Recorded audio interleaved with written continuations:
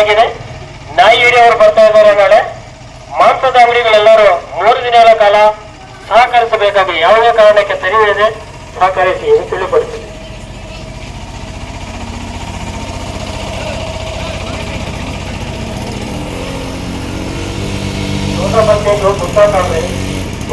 कुत्ते पकड़ने की गाड़ी गए थे, सवा से आको कुत्ते पकड़ने जा रही है गाड़ी. ನಾಯಿಗಳ ಹಾವಳಿ ಹೆಚ್ಚಾಗಿದೆ.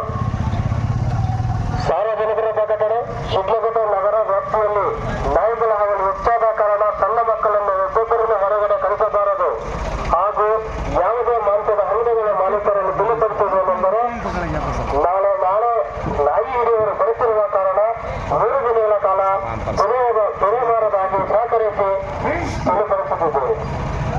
ನಾಯಿಗಳ ಕಾಟ ಜಾಸ್ತಿ ಆಗಿದೆ. ನಾಯಿ ಹಿಡಿಯವರು ಬರ್ತಾ ಇದ್ದಾರೆ. ನಾಳೆ ಮಾಂಸದ ಅಂಗಡಿಗಳೆಲ್ಲರೂ 3 ದಿನಗಳ ಕಾಲ ಸಹಕರಿಸಬೇಕಾಗಿ ಯಾವುದೇ ಕಾರಣಕ್ಕೆ ತೆರೆಯದೆ ಸಹಕರಿಸಿ ಎಂದು ತಿಳಿಪಡಿಸಿದೆ.